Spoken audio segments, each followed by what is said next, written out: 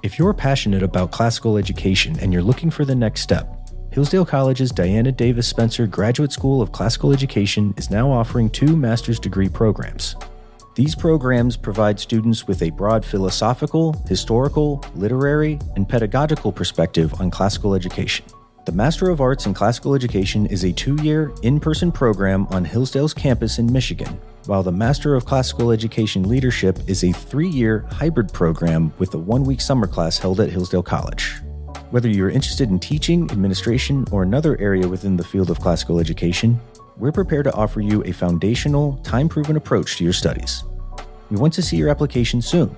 Applications must be submitted on or before December 15th, 2024 for full consideration. To learn more and submit your application, visit classicalgrad.hillsdale.edu. That's classicalgrad.hillsdale.edu. Welcome to the Hillsdale College K-12 Classical Education Podcast, bringing you insight into classical education and its unique emphasis on human virtue and moral character, responsible citizenship, content-rich curricula, and teacher-led classrooms. Now your host, Scot Bertram.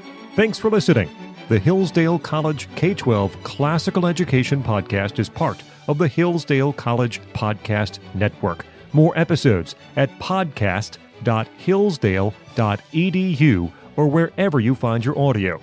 You also can find more information on topics and ideas discussed on this show at our website, k12.hillsdale.edu. We're joined by Gwen Yarbrough. She is Teacher Support Lead at Hillsdale K-12 Education.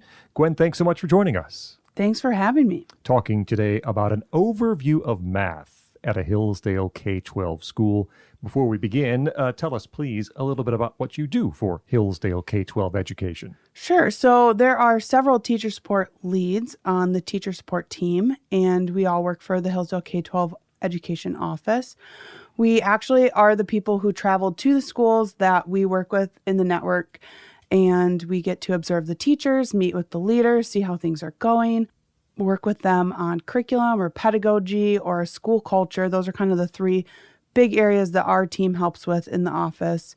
Yeah, so we get to actually meet the kids and see how that's all going. And today we talk about mathematics. So why? Why do we do this? Why do we teach mathematics inside of our Hillsdale? Well, inside all schools, let's be honest, right? That's right. So I think when we talk about mathematics in our schools, it's a big break from, I think, how people think of education generally. So when we send our kids to school, we're looking for something they're going to be made into or some skill they're going to achieve, or, we think of college readiness. These are all sort of words that are floating around education, but within our classical schools, what we're really trying to do is help students, we're turning them towards truth. So it's a turning process. We're not doing anything to the kids. And so we study math because it helps them to discover that there's rational order and harmony in the world. So they're seeing structure in math, and it's helping them see that there's some structure in the universe. And mathematics is very beautiful, and then there's beauty in nature. And so this brings about, education through wonder, right? This is where you get the wonder. So kids can see that, and they start to have questions. And so that's the beginning of that turning process. Certainly it helps with their rational reasoning skills, and that's, going to make them great writers, great thinkers. And lastly, we teach them math so that they can have an appreciation of, that there's conceptual understanding of a thing, and then there's procedural understanding, and how those 2 things fit together. And again, ultimately just making them better students. So there's a great quote in the curriculum essay that we put at the beginning of our program guide. It's by Morris Klein. He's a famous mathematician. He says, "The highest realities blind the person who is not prepared to contemplate them. He is, to use Plato's famous simile, like one who lives continuously in the deep shadows of a cave and is suddenly brought out into the sunlight. The study of mathematics helps make this transition from darkness to light." So if we know that simile, it's this idea that we're all chained up in a cave and we only get to see things, the shadows on the wall. We don't get to look at the actual thing. And if we prepare students for that transition breaking the shackles, turning around, looking at the actual topic at reality. Mathematics is going to help them to start that turning process. So that is why we teach math. Excellent explanation. But now I ask you, what does it mean to teach mathematics classically? Addition, subtraction, multiplication, that seems across the board. So what does it mean to teach mathematics classically? Yeah, that's right. It is certainly students learn skills, especially in grammar school. We want kids to know their math facts. I think the thing that separates classical maybe from not classical, we have a lot of teachers who join our schools who are maybe career educators, have been teaching in the district school for a long time. They're really curious about this thing. They see that these students are, there's something different about them. And what's different about them is the way that they learn. So teaching math classically is very much rooted in the pedagogy of the teacher. So our office makes curriculum recommendations, certainly, but what is ultimately the most important is how the teacher is teaching. So we can get a little bit more into that if you want me to talk a little bit about that now. So pedagogy, we really want to see teachers who are asking excellent questions. So when our team comes to a school and we are trying to discern if excellent mathematics instruction is happening anywhere K-12, we're looking for the teacher to be asking the student questions. So it's one thing to, let's say, give students a formula for area of a triangle. There's a famous essay by Paul Lockhart, A Mathematician's Lament, where he talks about like how disappointing it is to just give a child a formula because you are both asking the question and answering it at the same time. Like the student doesn't really need to be involved. They're just like, again, you're just doing something to them. You're putting a formula in their brain. So if instead we ask students to, look at a triangle maybe inside of a rectangle, and you're trying to figure out, okay, how much of this rectangle is this triangle taking up? What's the area of this triangle?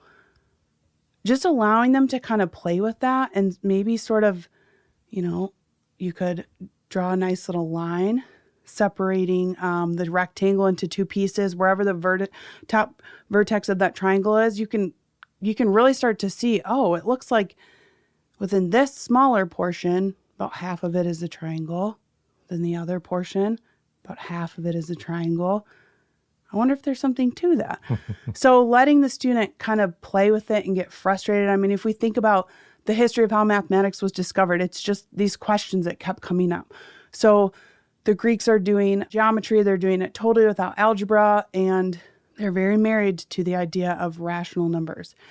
And actually, there's like a legend within the school of Pythagoras, the first person who brought up, we might have a problem here if we have an equilateral, or rather an isosceles triangle, and both two sides are 1.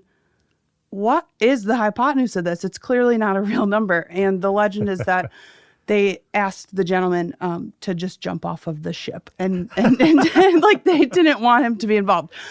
So, in the history of mathematics, okay, so we have to deal with irrational numbers. And then there's this discussion of zero, which leads to the discussion of 0 divided by 0, which leads to limits in calculus. And so it's just all these questions. And certainly you can't cover 2,000 years worth of mathematics discovery in 13 years of secondary education. But you can at least ask them some of the same questions that these mathematicians were encountering. So it just becomes, they get to be part of the story instead of just being given a bunch of information. So questions are a huge part of it. Within our curriculum, we actually recommend Dimensions Math, which is a Singapore math curriculum. And we're using visuals and manipulatives. So we're making sure that we're not skipping this pictorial aspect of cognitive development. So yes, there's concrete. Yes, there's abstract. It's this middle part of pictorial that we want students really to be able to imagine mathematics. Classical teachers are engaging all the students. So we're not just picking on our favorite kids who are the quote math kids, right? You're asking all these questions of all of these students all the time, getting everybody involved. It's just this beautiful conversation.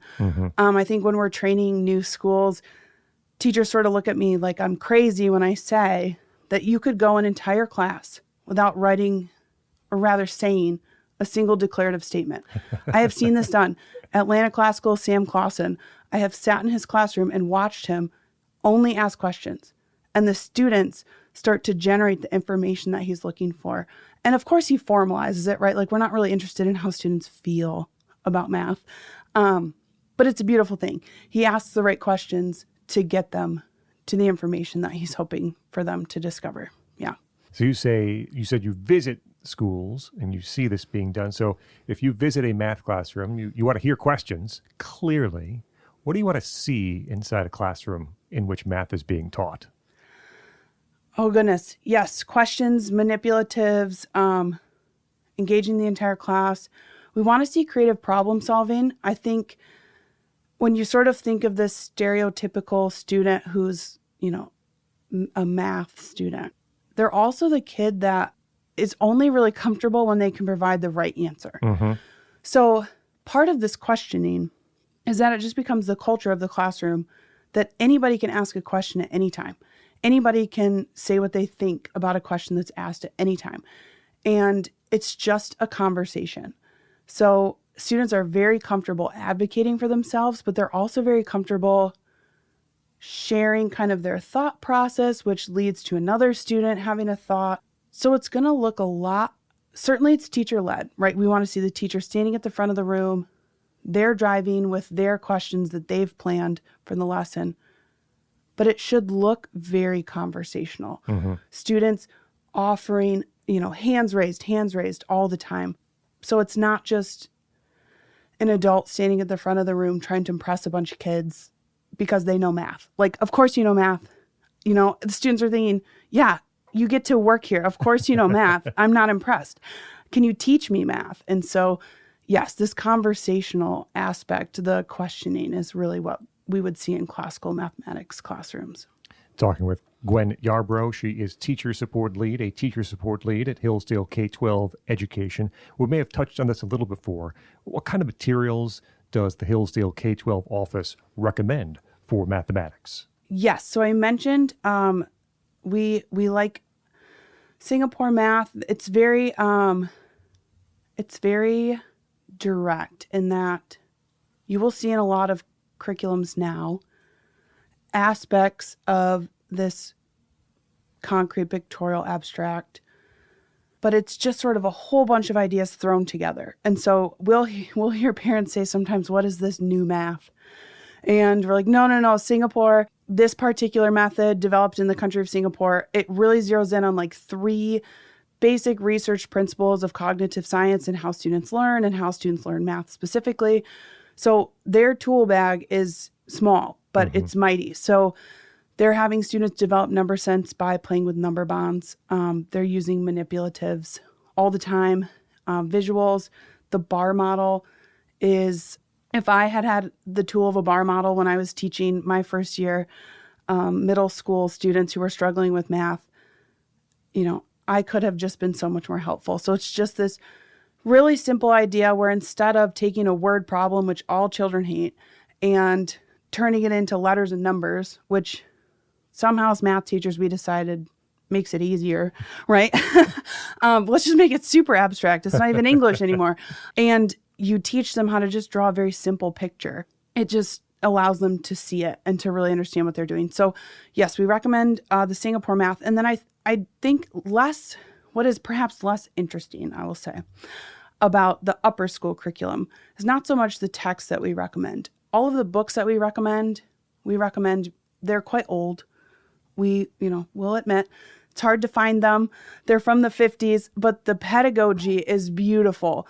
The way that the information is laid out in the text is very formative for the teacher. And, anybody who's teaching upper school math loves math. And so I think they'll actually, find it sort of a fun intellectual exercise to read these texts. But okay, now we have to figure out how do we relay this information to a 15-year-old. So again, that's very much in the pedagogy. But we have students in upper school progress through, they take geometry their freshman year, which is really cool because in the entire 9th grade curriculum, they're back in ancient Greece. And it's this question of why are we in society? What is a civilization? How do we make sense of things working together?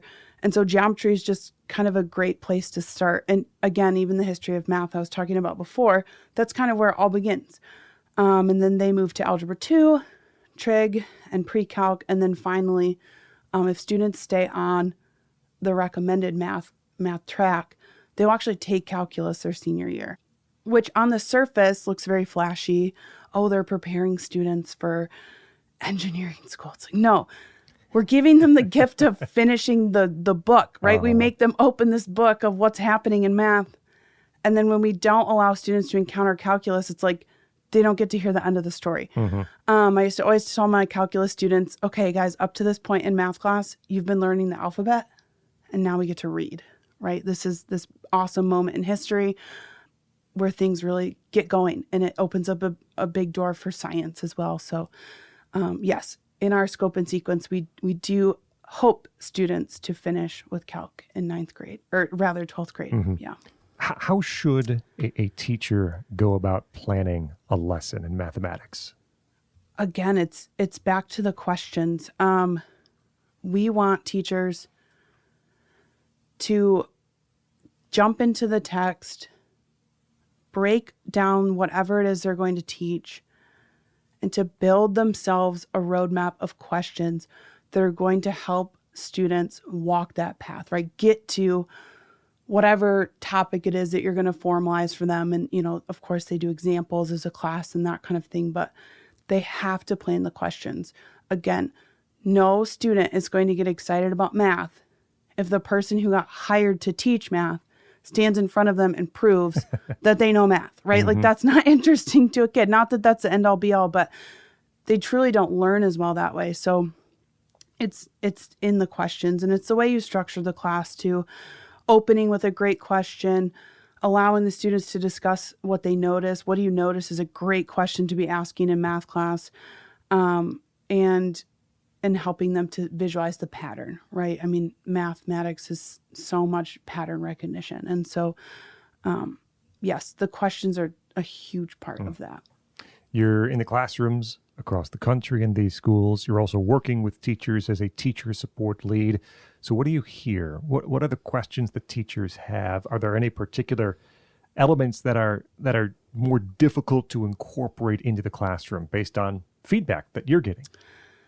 Sure. Two things I will say. I think that, especially if you've taught before, or even if you're a new teacher and everything is new, it's very overwhelming.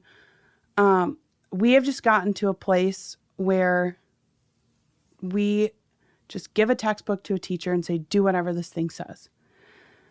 And that is not what we are offering the curriculum, which is a gift to the teacher. We are elevating your profession, we believe, and truly valuing your intellect. And we want you to make it your own and to reach the students that you have in your class. So often we hear from teachers, maybe after they've recovered from their first year of teaching in a classical school, that was really hard. But the people who figure out how to stick it out are the people who are in it for this aspect of classical education, which is virtue education. And, Hillsdale College's motto, strength rejoices in the challenge. They just embody that. And that's how they start speaking about their profession. And they start to light up that they really are, for the first time, actually teaching. They're not just doing what the book says.